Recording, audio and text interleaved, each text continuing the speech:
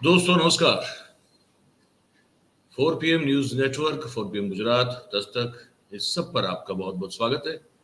मैं हूं आपका दोस्त मयूर जानी। आज जिस मुद्दे पे बात करनी है वो मुद्दा जो है वो हालांकि है तो दिल्ली से संबंधित, लेकिन अगर उस बारीक नजर से देखा जाए तो मोदी सरकार के शासन के दौरान हालांकि बहुत सारे राज्यों में विपक्ष की सरकारें हैं, लेकिन फिर भी उनकी जो हालत बनी हुई है, चलिए दिल्ली तो एक पूर्ण राज्य नहीं है, लेकिन जो पूर्ण राज्य हैं ऐसे सभी और जितने भी राज्य हैं उन सब की जो हालत बनी हुई है, जहां जहां विपक्ष की सरकार है वहां भी, और जहां विपक्ष की सरकार नहीं है लेकिन विपक्ष विपक्ष में है वहीं भी, वो भी ये जो हम बात करने वाले हैं ना उसमें वो बिंदु जो है रहेगा। आप देखिएगा, बड़ी सोच समझ के इस कार्यक्रम को देखिएगा। देखिए, आप सब जानते हैं कि दिल्ली में जो है सरकार ने, केंद्र सरकार ने, सुप्रीम ने जैसे ही वो निर्णय दिया कि भाई एलजी के पास ये सब सत्ता नहीं होनी चाहिए, केंद्र सरकार ने अध्यादेश जारी कर दिया कि अब वो होगी। अब इसको लेकर केजरीवाल साहब जो हैं, जो अब तक बिल्कुल एकदम अकेले चल रहे थे, ना तो वो कांग्रेस के समर्थन में जा रहे थे, ना विपक्ष की एकता के समर्थन में जा रहे थे। देखिए, एक समय कैसे बदलता है तो कैसी कैसी चीजें होती है। मतलब कि मनीष सिसोदिया की गिरफ्तारी के बाद भी वो अटल थे केजरीवाल साहब कि हम, जब नीतीश बाबू ने वो सब शुरू किया था तो ममता जी और केजरीवाल साहब दोनों ऐसे लोग थे जो कह रहे थे कि हम तो एकला चलेंगे, अकेले चलेंगे, ठीक है।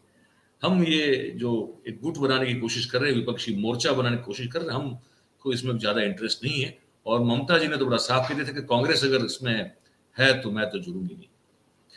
केजरीवाल ने कहा नहीं था, लेकिन कुल मिला के मामला तो यही था।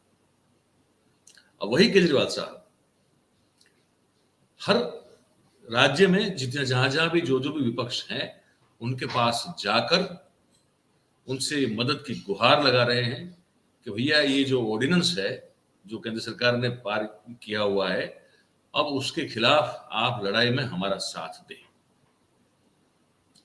तो जैसे मैंने कहा कि परिस्थितियां बदलती, देखिए राजनीति एक ऐसी चीज है कि जिसमें अगर आप तरल नहीं रहे तो फिर आप उखड़ सकते हैं। आज की जो केंद्र सरकार जो बर्ताव कर रही है अभी विपक्षों के साथ, वो पॉलिटिकल फ्लेक्सिबिलिटी वाला नहीं है। मैं ये कह रहा हूं आपसे, लगातार कह रहा हूं। तो जब भी ये सरकार, देखिए कोई भी सरकार जो है वो यावत चंद्र दिवाकर नहीं रहती। तो जब ये सरकार जाएगी तो इनके जितने भी इस नीति के समर्थन में, तो कौन नहीं है वो पार्टी में, तो संभव ही नहीं है कि आप पार्टी के सुप्रीम लीडर के खिलाफ या उनकी सोच के खिलाफ कुछ सोच सकते हो। तो वो उनकी स्थिति क्या होगी आने वाले समय में देश की राजनीति में, ये एक बड़ी सोचने वाली बात है। अभी की बात करते हैं तो केजरीवाल साहब को ये समझ में आ गया कि भैया अलूफ रह के, अकेले रह के आप जो है, क्योंकि आप इतनी छोटी पार्टी हैं, आप नहीं कुछ हासिल कर सकते। तो अब उन्होंने जो है सरलता और तरलता अपनाई है, अच्छी बात है। किसी भी लीडर में ये इतनी फ्लेक्सिबिलिटी होना मैं मानता हूं अच्छी बात है। तो उन्होंने तो अच्छी बात जो है उसका जो है प्रदर्शन कर दिया। वो गए अखिलेश यादव के पास और कहा, आप दृश्य देख सकते हैं, उन्होंने कहा, वो दृश्य में दिखाना चाहूंगा, उसमें कुछ देर लगेगी, वो लोड हो रहा है तो मैं आपको दिखाना जरूर चाहूंगा। तो दृश्य जो है वो आपको देखने में मिलेंगे कि वो जो है वो गए अखिलेश यादव के पास मिलने के लिए। वो कहा कि भाई साहब, ये जो हो रहा है ये तो बिल्कुल संवैधानिक, हमारी जो स्वतंत्रता है उसके खिलाफ हो रहा है, असंवैधानिक है, और इसमें हम जो लड़ाई लड़ने जा रहे हैं, आपकी सहायता, आपकी मदद बहुत जरूरी है। तो ये एक परिवर्तन जो है अरविंद केजरीवाल साहब में नजर आ रहा है। इस कार्यक्रम में हम कुछ और आपको और भी बात करने वाले हैं। पहले मैं कोशिश करता हूं, हाँ अब लोड हो गया है, इसको आप देख लीजिए।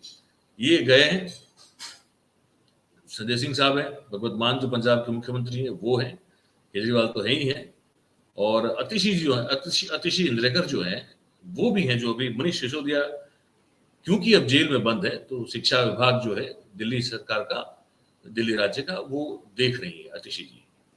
तो ये अखिलेश यादव हैं, उनके चचा हैं, और बाकी उनके वरिष्ठ लोग हैं, इनके साथ उन्होंने एक मीटिंग की समाजवादी पार्टी की ऑफिस में, कचहरी में, और मांगा कि भैया हमको समर्थन दीजिए।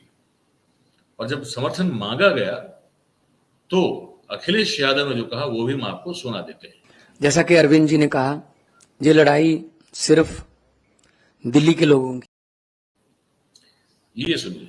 दिल्ली के मुख्यमंत्री अरविंद केजरीवाल जी, पंजाब के मुख्यमंत्री मान साहब, मैं सबसे पहले उनका स्वागत करता हूं और उनका धन्यवाद और आभार भी प्रकट करता हूं। मैं उनको भरोसा दिलाता हूं कि दिल्ली का अध्यादेश जो आया है वो एंटी डेमोक्रेटिक है। इस ऑर्डिनेंस की जो सोच है वो एंटी डेमोक्रेटिक है। मैं आपको भरोसा दिलाता हूं कि समाजवादी पार्टी का पूरा साथ आपके साथ है। साथ ही साथ जो आप अच्छा काम कर रहे हैं शिक्षा के क्षेत्र में, स्वास्थ्य के क्षेत्र में, वो भारतीय जनता पार्टी को रास नहीं आ रहा। अच्छे काम को बिगाड़ने का काम देश में अगर कोई काम कर रहा है तो वो भारतीय जनता पार्टी है। और आपके अच्छे काम को और अच्छी सोच को देख करके घबरा रहे हैं। उन्हें लग रहा है कि दिल्ली की जनता कहीं 7 बटे सन्नाटा न कर दे बीजेपी को, इसलिए आपके खिलाफ ये ऑर्डिनेंस लाया है। मैं आपका सहयोग करूंगा, साथ दूंगा। हमारे जितने भी सदस्य हैं वो आपके साथ होंगे। थैंक यू, बहुत धन्यवाद आपका। तो अखिलेश यादव ने भी जो है स्थिति को भांपते हुए, क्योंकि देखिए ये एक इंटरेस्टिंग चीज, समझिए इस चीज को। आम आदमी पार्टी ने उत्तर प्रदेश के विधानसभा चुनाव में बड़ा जोर लगा के प्रचार प्रसार किया था, और संजय सिंह साहब जो हैं वो उनके प्रभारी हैं। इस बार भी जब ये स्थानीय इकाई का चुनाव हुआ तो उसमें भी जो है उन्होंने कुछ सीटें जीती हैं, कुछ मेरे ख्याल से नगर निगम की अध्यक्षता जीती हुई सब है। तो देखिए यहाँ अजीब सी स्थिति है। एक तरफ जो है वो ये स्थिति है कि आपको दूसरे राज्यों में पैठ भी बनानी है। अब अगर वहां आम आदमी पार्टी आने वाले दिनों में अपना संघर्ष जारी रखे और वो अपनी पैठ बनाए तो क्या उससे समाजवादी पार्टी को तकलीफ नहीं होगी? बिल्कुल होगी। लेकिन अब ये समझ रहे हैं ये लोग कि राज्य तो अलग बात हो गई, लेकिन अगर यहां लड़ाई ठीक से नहीं की गई, अगर नहीं की गई तो अस्तित्व जो है भैया वो खतरे में है, और सभी पॉलिटिकल पार्टियों का अस्तित्व जो है वो खतरे में आ जाएगा, जो कि छोटी है या तो रीजनल है। तो इस डर के मारे ये जो है एक दूसरे का सहयोग भी कर रहे हैं, और करते करते जो है वो समझ रहे हैं, इसलिए कर रहे हैं कि भाई ये अगर अकेले रहे तो निगल जाएगी भारतीय जनता पार्टी, या उनकी जो काम करने की प्रणाली है वो आपको खत्म कर देगी। इसलिए जो है ये आपको सहयोग एक दूसरे को करते हुए नजर आ रहे हैं। इसलिए जो अभी एकता आपको दिखाई दे रही है वो इसलिए दे रही है। लेकिन ठीक है, परिस्थिति जन्य चीज है पूरी, पर जो भी हो कारण, लेकिन ठीक हो रहा है।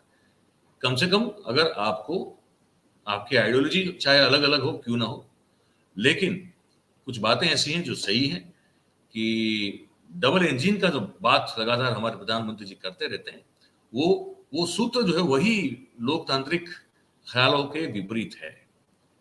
भाई आप जरूरी थोड़ी है कि हर प्रदेश में आप ही की सरकार हो तभी अच्छा काम होगा, ये तो जरूरी नहीं है। तब तो फिर लोकतंत्र का मतलब ही क्या रहा?